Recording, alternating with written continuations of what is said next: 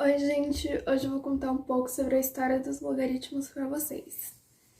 Então, antes de começar, na verdade, eu já tenho alguns vídeos sobre o logaritmo aqui no canal, então eu vou deixar os cards para vocês depois verem. Eu acho que vai aparecer aqui, ou aqui, não sei. Enfim, aí se vocês não sabem o que é logaritmo, e se vocês querem aprender a fazer conta com logaritmo, vão nesses vídeos que eu ensino. Mas enfim, então a gente vai falar um pouco sobre a história dos logaritmos. Eu sei que hoje em dia não é tão utilizado, porque a gente tem as calculadoras que fazem a maior parte do trabalho pra gente. Inclusive, um dia eu tava falando com meu pai, e aí eu perguntei se eu lembrava alguma coisa de logaritmo na escola. E aí ele falou que não, e aí eu perguntei, por exemplo, como que ele calcularia o tempo que duraria em juros compostos, né, se você dá um capital inicial a uma taxa X e você quer dobrar esse capital, por exemplo, quanto tempo demoraria. E aí, como o tempo está no expoente, então a gente teria que transformar em uma função logarítmica ou em uma equação logarítmica para que a gente conseguisse encontrar o tempo. E aí ele falou que ele tem uma calculadora que é tipo de economista barra computador, que você só coloca lá os negócios e ela resolve tudo pra você. Aí eu fiquei ok, né?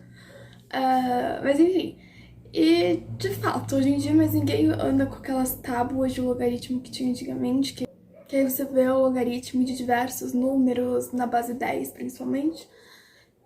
Enfim. Mas, antigamente, os logaritmos eram muito úteis, porque eu não tenho certeza se eu já falei pra vocês em algum vídeo, mas a grande vantagem de usar os logaritmos é porque eles conseguem transformar operações em outras mais simples.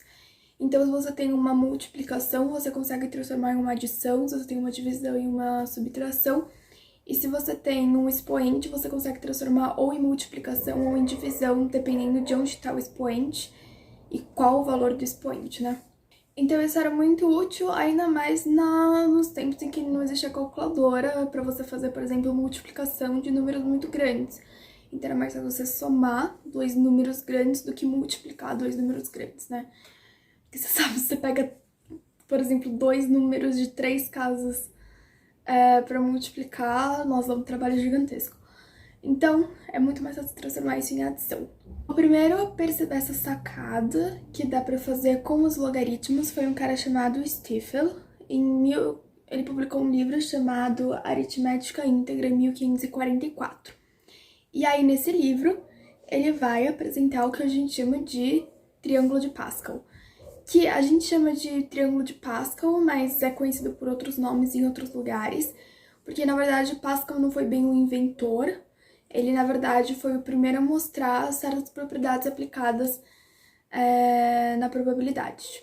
Por isso que é conhecido hoje em dia como triângulo de Pascal. Mas, segundo a Wikipédia, na Itália, chamado de triângulo de Tartaglia, tem registros de triângulos parecidos com o triângulo de Pascal, escritos por chineses e persas, acho que é persas, né? Desde o século XII, ou seja, muito antes do século XVI, no caso do Stiefel, e do Pascal, que se eu não me engano é século XVII. Acho que é século XVII. E aí o Stiefel, nesse seu livro, ele escreveu o Triângulo de Pascal até a linha 17. Então eu vou mostrar para vocês o que é um triângulo de Pascal por aqui. E para você construir um triângulo de Pascal, o que você precisa fazer então você tem ali as duas primeiras colunas, que vai ser um, e aí você vai somando os números com os que estão à sua esquerda e à sua direita. E aí ele mostrou que os coeficientes de A mais B, tudo isso, né, entre parênteses elevado a n, sendo n um número inteiro positivo maior ou igual a 2, vão aparecer na respectiva linha n do triângulo de Pascal. Então, por exemplo, se vocês forem olhar a mais b elevado ao quadrado, a gente sabe que vai ser a ao quadrado mais 2ab mais b ao quadrado, que é justamente onde está na linha aí que eu vou mostrar pra vocês. Isso também eu lembro bastante depois, quando vai voltar, né, com os binômios de Newton, que também vai estudar propriedades do tipo. Então, é interessante essas aplicações do triângulo de Pascal. Mas, A sementinha que o Stifel vai plantar para os logaritmos vai ser a respeito das PAs e das PGs, ou seja, progressões geométricas e progressões aritméticas, que são basicamente sequências que vão ser construídas a partir de uma razão. Então, no caso da progressão geométrica, você tem um número inicial e uma razão, e os próximos números da sequência vão se formando a partir do anterior multiplicado por essa razão. Então, por exemplo, uma PG onde o número inicial é 1 e a razão é 2. Então, você vai ter 1 vezes 2, que é 2, 2 vezes 2, que é 4, 4 vezes 2, que é 8, e assim por diante. E uma progressão aritmética, ao invés de você multiplicar, você vai somar a razão ao número anterior. Então, por exemplo, uma progressão aritmética que começa em 0 e tem razão 1, vai ser 0 mais 1, 1, 1 mais 1, 2, 2 mais 1, 3, e assim por diante. O que ele percebeu foi que se você for multiplicar, por exemplo, o número 4 e 16, que são ambos membros daquela PG que a gente tinha construído antes, a primeira coisa que a gente tem que notar é em que posição que eles estão nessa PG. Então, por exemplo, o 4 é o segundo termo da PG e o 16 é o quarto termo da PG. Então, para você encontrar o valor de 4 vezes 16, você não precisa fazer a multiplicação, você pode somar o valor da posição de ambos, então 2 mais 4, que vai dar 6, e você olha o sexto termo da PG, que vai ser o resultado da multiplicação do segundo termo pelo quarto termo.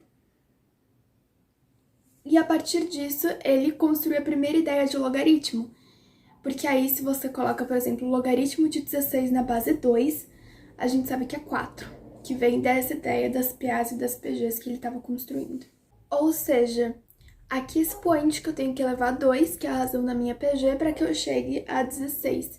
É a mesma coisa que encontrar a posição do termo do 16 nessa PG, ou se não, como a gente tem uma PA equivalente a essa PG, ou seja, a PA ela tem razão 1, então ela vai crescendo de 1 em 1, e eu posso relacionar a cada termo a posição dos termos da PG. Então é a mesma coisa que eu encontrar o termo equivalente a 16 na minha PA. Um pouco depois, lá para o século XVII, outros dois matemáticos vão voltar a estudar os logaritmos com essas propriedades que o Stifel tinha descoberto. O primeiro a começar a estudar isso vai ser um matemático suíço chamado Burg, não sei como é que fala. E aí ele vai construir PAs e PGs gigantescas, mas com termos muito próximos entre si, porque assim ele ia conseguir calcular o logaritmo de diversos números. Diversos números que tinham poucas casas decimais de diferença, por exemplo, e aí ele ia conseguindo chegar cada vez mais perto de um logaritmo cada vez mais preciso. Só que, e esse matemático, ele foi seguindo um método mais algébrico. Só que o que aconteceu foi, ele demorou um pouco para publicar esses resultados por conta de alguns conflitos que estavam tendo na Europa na época, que acabou atrapalhando um pouco ele. E um outro matemático, que é o matemático mais conhecido pela criação dos logaritmos, que é o escocês John Napier, ele publicou primeiro do matemático suíço. E aí ele teve uma abordagem parecida, só que mais geométrica ao invés de mais algébrica. E assim que foi se consolidando, e os logaritmos foram sendo cada vez mais usados e as tábuas de logaritmo foram ficando cada vez mais completas.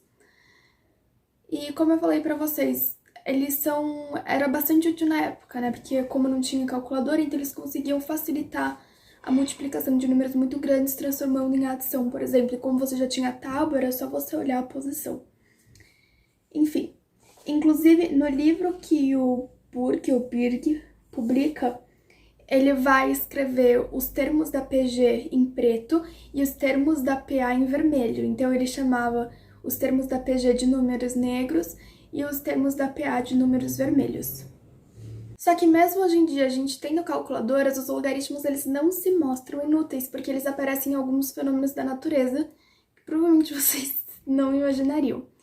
Então, por exemplo, na física e na astronomia, a gente tem as escalas de magnitudes das estrelas. E essas escalas, as primeiras escalas de magnitudes foram feitas por Hiparco, que era um astrônomo da Grécia Antiga. E as magnitudes diferentes, elas são calculadas através de logaritmos, né? Então eles seguem uma sequência logarítmica. Isso acontece porque o nosso olho, ele prefere diferentes luminosidades segundo o modelo logarítmico de percepção subjetiva de estímulos. E aí isso tá mais ligado com a biologia, mas também tá muito ligado com a física e com a astronomia. E outro fenômeno que foi observado a presença de logaritmos foi no crescimento de uma população de células ou de bactérias, por exemplo. Então, eu peguei aqui o exemplo do crescimento de uma população de bactérias. Eu vou deixar as referências bibliográficas aqui embaixo, se vocês quiserem ver depois. E aí, a gente tem a seguinte equação para calcular quantas bactérias vão ter depois de um tempo. Então, o número de bactérias em função do tempo vai ser igual ao número inicial de bactérias que estava ali, né, sendo cultivada, ou de células, por exemplo, vezes a constante de Euler elevada à taxa de crescimento do micro-organismo vezes o tempo. E aí, caso você precise descobrir o tempo exatamente, dá para transformar em um logaritmo natural. Ignorem os cachorros latindo. E esse logaritmo natural, né, que está relacionado com a constante de Euler, tá presente em vários outros fenômenos naturais da natureza, tanto que por isso chama logaritmo natural. Então é isso, espero que vocês tenham gostado e que vocês tenham aprendido um pouco mais sobre os logaritmos, visto que eles não são totalmente inúteis e que principalmente antigamente era muito útil, mas hoje em dia ainda é importante justamente porque eles são observados na natureza. Então é isso, até a próxima!